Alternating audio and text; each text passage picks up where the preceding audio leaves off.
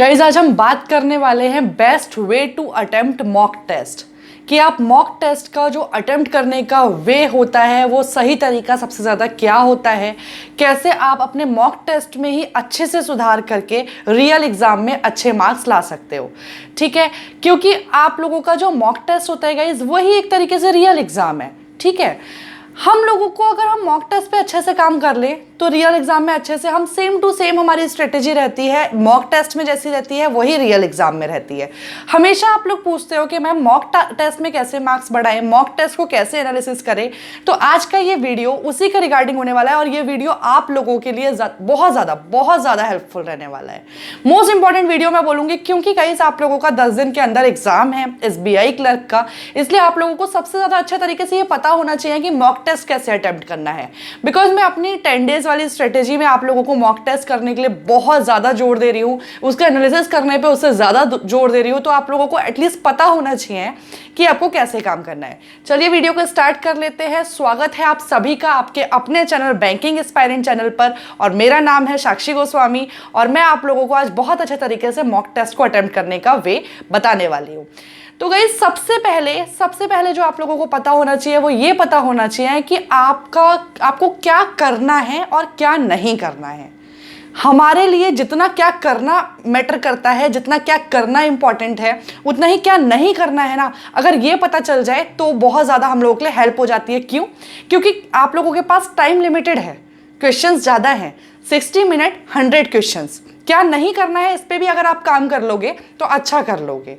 आप लोगों को अपने स्ट्रॉन्ग पार्ट पर और वीक एरियाज पर, जो स्ट्रॉन्ग एरियाज वीक एरियाज हमेशा मैं बोलती हूँ वो यही है कि स्ट्रॉन्ग एरियाज और वीक एरियाज के बारे में पता होना चाहिए।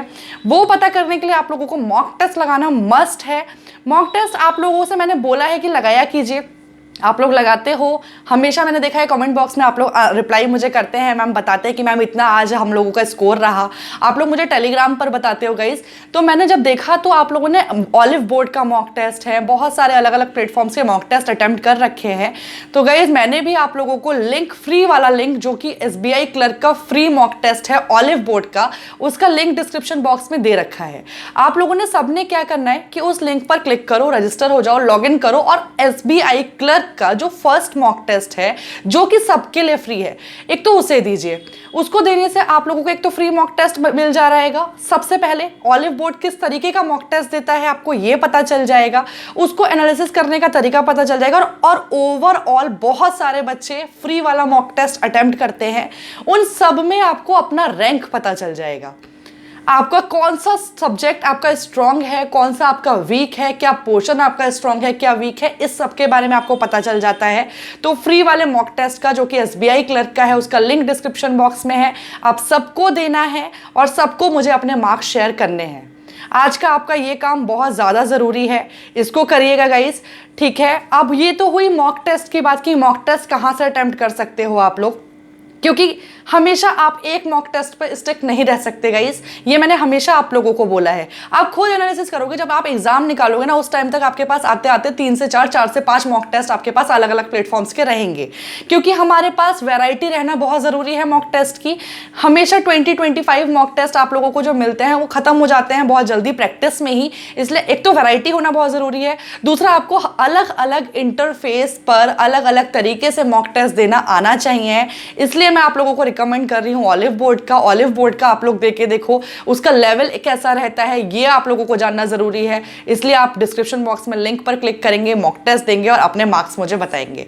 मॉक टेस्ट देने के बाद से सबसे ज्यादा जरूरी क्या होता है हमारे लिए, जो आप लोग हमेशा मुझसे पूछते हो, कमेंट में पूछते हो गाइज। अनअकैडमी पर मैं यहाँ तक की क्लास ले रही होती हूँ तो जो आपका कमेंट वाला सेक्शन रहता है वहां पे हमेशा पूछते हो मैम आपने मॉक टेस्ट देने का तरीका तो बताया है बट उसको एनालिसिस करने का तरीका बता दीजिए, उससे बहुत हेल्प हो जाएगी।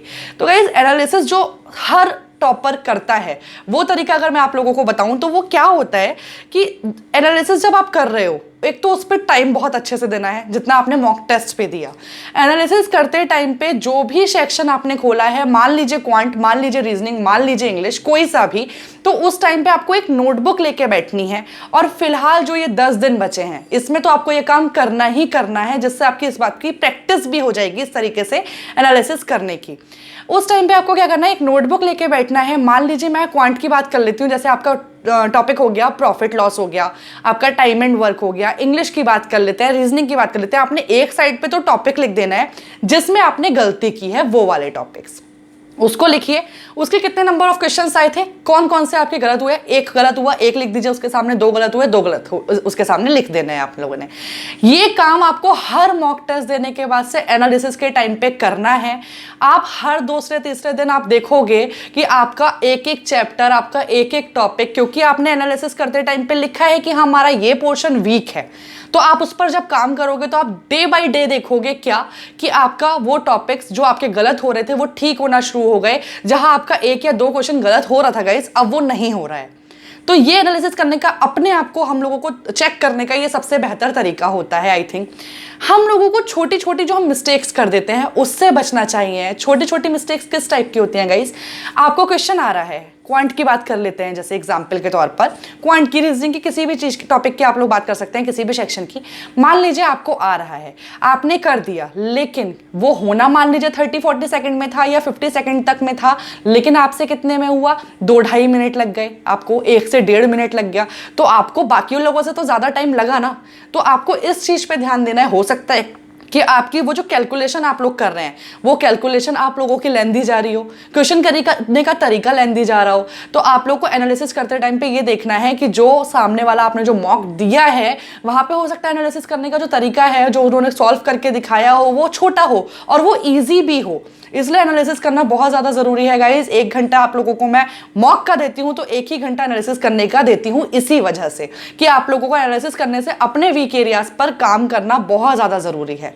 ये हो गई क्वांट की, रीजनिंग की बात। अगर मैं इंग्लिश की बात करूँ, इवन क्वांट रीजनिंग की भी बात कर लूँ गाइस, तो आपको जैसे इंग्लिश में एक एग्जाम्पल के तौर पर समझाती हूँ। क्या हमेशा आप देखोगे अगर आप मॉक टेस्ट दे रहे हो और अगर एक ही स्ट्रेटेजी के साथ चलते हो, आपके day by day marks increase होते हैं। क्यों? क्योंकि आपने कहा सामने इंग्लिश का सेक्शन खोला, आपने क्या किया, क्वेश्चन स्किप करते गए स्किप करते गए स्किप करते गए। क्यों? क्योंकि हो सकता है जो फर्स्ट क्वेश्चन खुला हो वो आपको ऐसा हो कि आप उसमें इतना ज्यादा स्ट्रांग नहीं हो। ये आपको कैसे पता चला? एनालिसिस करने से, मॉक टेस्ट देने से। हो सकता है जो आपका स्ट्रांग पोर्शन हो वो थोड़ा देर बाद में आए, 2-4 क्वेश्चन स्किप करने के बाद में आए। तो ये आप पे टोटली डिपेंड करता है, क्योंकि ये सारे अलग अलग कैंडिडेट्स पे वेरी करता है। क्या कि हो सकता है किसी का reading comprehension para jumble cloze test वाला टॉपिक अच्छा हो, पार्ट अच्छा हो, ठीक है, और किसी का मिसलीनियस पार्ट अच्छा हो। जिनका मिसलीनियस अच्छा है वो पहले मिसलीनियस अटेम्प्ट करने की कोशिश करेंगे, रीडिंग कॉम्प्रिहेंशन, पैरा जंबल्स, आपका क्लोज टेस्ट, ये बाद में अटेम्प्ट कीजिए। जिनका ये 3-4 क्वेश्चंस अच्छे हैं वो लोग इसको पहले अटेम्प्ट कीजिए, मिसलीनियस पे जाइए बाद में। सेम में क्वांट एंड सेम में रीजनिंग की बात करूंगी, जो भी टॉपिक्स आपके स्ट्रॉन्ग है गाइस उसको पहले अटेम्प्ट करो, बिकॉज हमें मार्क्स लाने हैं, हमको टॉपर नहीं बनना है, हमको प्री क्वालिफाई करना है गाइस। ठीक है, आप लोग मेरी बात समझे। मॉक टेस्ट देना और उसको एनालिसिस करने का इससे बेस्ट और कोई वे नहीं है गाइस, जो मैंने आप लोगों को बताया है। मॉक टेस्ट पर अगर 10 दिन मेहनत कर दोगे और इस टाइप की स्ट्रेटेजी के साथ कर दोगे गाइस, आप लोगों का एग्जाम डेफिनेटली निकल जाएगा। इसलिए मैंने आप लोगों को ऑलरेडी लिंक दिया हुआ है डिस्क्रिप्शन बॉक्स में। एक डिफरेंट मॉक, एक डिफरेंट आप लोगों को एक प्लेटफॉर्म मिल जाएगा, एक तरीका मिल जाएगा कैसे करना है। तो आज आप लोग सब लोग, आई थिंक रात में सोने से पहले आप लोगों को ये काम कर देना है कि एक मॉक टेस्ट जरूर लगा लेना है। ऑलराइट, आई थिंक आप लोगों को जो ये आप लोगों का प्रॉब्लम था ना कि मैं मॉक टेस्ट कैसे करें, उसको एनालिसिस कैसे करें, ये मैंने आपको इस वीडियो के थ्रू आप लोगों का बिल्कुल आपको सॉल्व कर दिया होगा, आपको सॉल्यूशन मिल गया होगा आपको कैसे करना है। गाइज अगर ये मेरे वीडियोस आप लोगों के लिए हेल्पफुल रह रहे हैं ना, तो प्लीज़ इसको लाइक एंड शेयर कर दिया करो और चैनल को प्लीज़ सब्सक्राइब कर लीजिए और बेल आइकन को प्रेस कर दीजिए, बिकॉज ऐसे मोस्ट इंपॉर्टेंट वीडियोज़ मैं आप लोगों के लिए हर दिन लेके आ रही हूँ, जिससे आप लोगों को आपका ड्रीम जॉब हासिल करने में हमेशा आप लोगों को सक्सेस मिल जाए। Thank you for watching this videos guys, मिलते हैं नेक्स्ट वीडियोस में।